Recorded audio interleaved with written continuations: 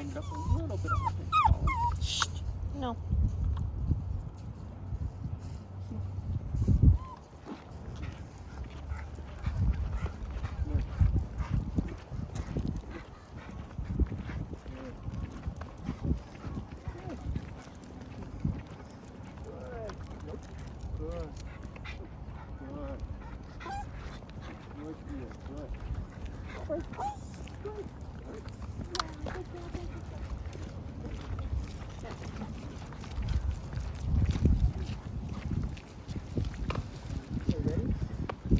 Toby,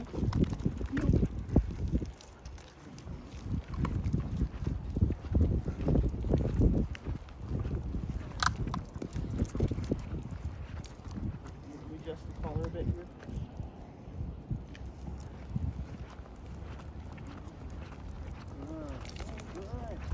Good. The eye contact and like talking to him when he makes the eye contact. I don't really like to prompt him for the eye contact, but when he does it on his own, I'm always paying attention. Always paying attention.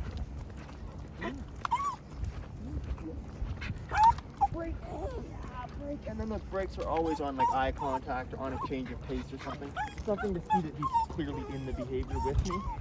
And I want to say break when he's like staring at a squirrel or something like that. That won't do us any good. Nice one. Up with hope. And then just leave him on break with the flexi unlock kind of thing for now. When I bring him back in, I'll show you what I do with the flexi. Toby, heel. Guide him in. Right to here, and then watch what I do with the flexi here. I'll just take it, and I'll wrap it around one of my fingers like this. You can see it'll be like, I'll just have it wrapped up like that. That way when I give a correction, it doesn't slip out of my finger or my hand. You know, you wouldn't want to do that if your dog's going to yank you off your feet. You're going to break your finger like that, but it definitely helps to give a good correction. Just lock that leash into place.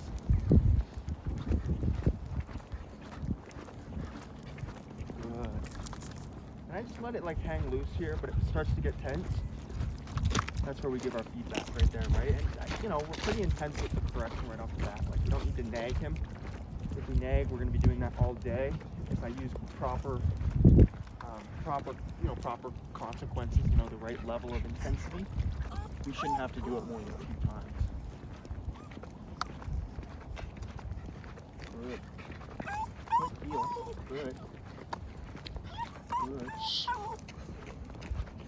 Toby, break. Good job, bud. Good. Break. And then again, another break, right? We don't need to go forever. But getting that, like, again, a proper, like a good good intensity with that correction, that first initial correction, is going to save you a full headache on that entire walk. Or if you nag and then increase the pressure, if you're nagging and slowly increase the pressure, you're gonna really build a tolerance to it, and you're going to be fighting the dog. Toby, come. Toby, come. Nope, come. Good heel. So I repeat the come command. I give a quick firm pop on the leash. I could implement the e-collar there too if I had it ready. And then we'd go right into the heel, like guide him onto that left leg. Nice and fluid.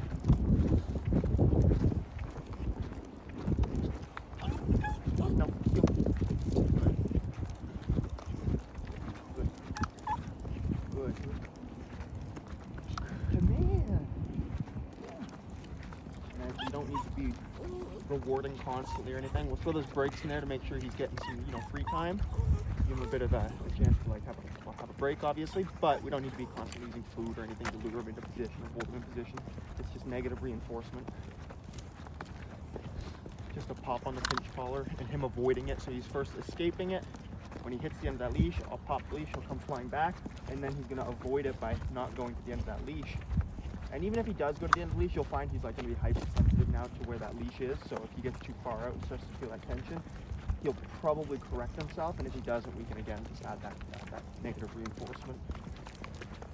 When I give my leash pop too, it's like even right now it's kind of going into the center. I would even have the leash like this because I'm going to be crossing the front of my body when I do my correction.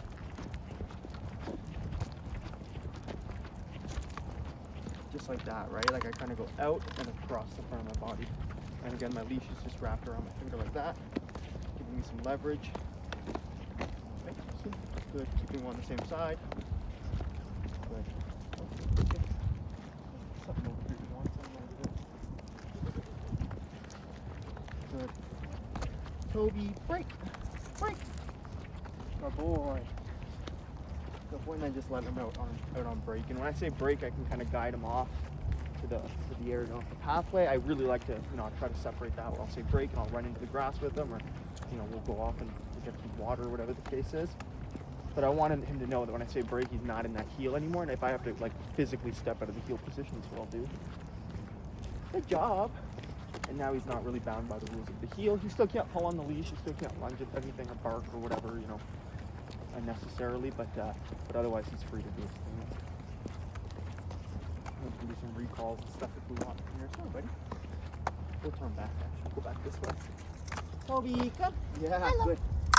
Toby, sit. Toby, break. Good. Good job. Yeah.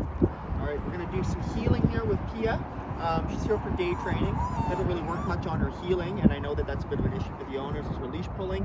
She's used to wearing a harness, so a flat collar is kind of not a usual concept for her, especially with leash walking. Her parents carry her a lot too, so leash walking in general is probably not her biggest forte, so we're going to work on that here. So we're going to get her into the heel command, and we're going to use the same concept we used with Toby in our last video. We're going to use some negative reinforcement with the leash pressure, with the leash pops, and we'll kind of show you what that looks like. Heel.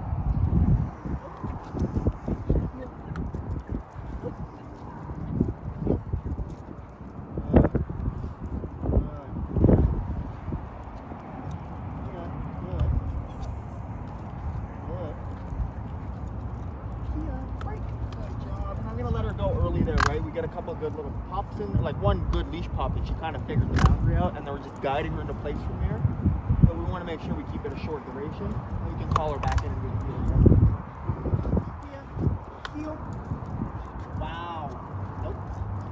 Good. Nice and loose on that leash. We can do the wrap again. Good. A little bit of feedback, right?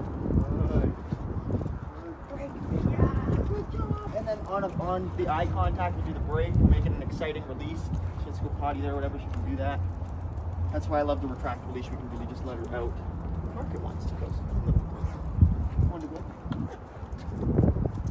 Ready? Heel. Guide her in. Good. Nope. Good. Good. Nope. Good. Good girl. Yeah. Wow. Nope. Good. Good. Good. Yeah, good. Break. Good job. Break. Yeah, go. Good.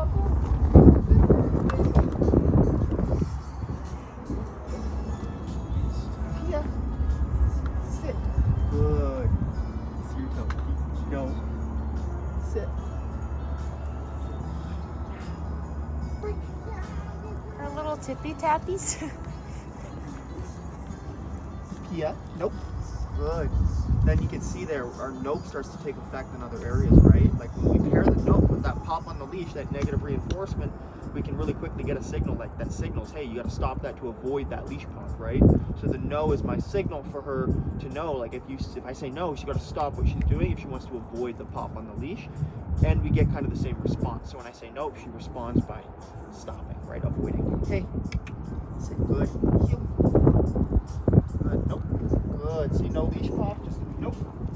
Good. And that's the idea. We're starting to pair that signal and kind of, I don't want to say increase the gap when we say no to do a leash pop, but we want to see if she's responding without the leash pop. You have to be careful you're not simultaneously pairing the leash pop and the no signal. Otherwise, you may not get that that response as quickly as you want it or at all. Nope. Good. Break. Yeah. Good job.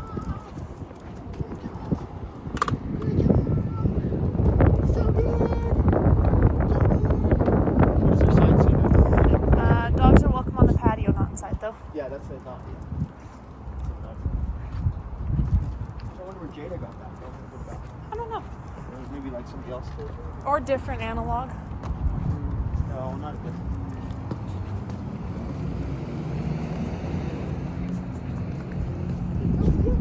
Want me to keep filming? Yeah. Yeah. Go girl. Heel. Super smart. Are you the smart? Nope. Good. Nope. Good.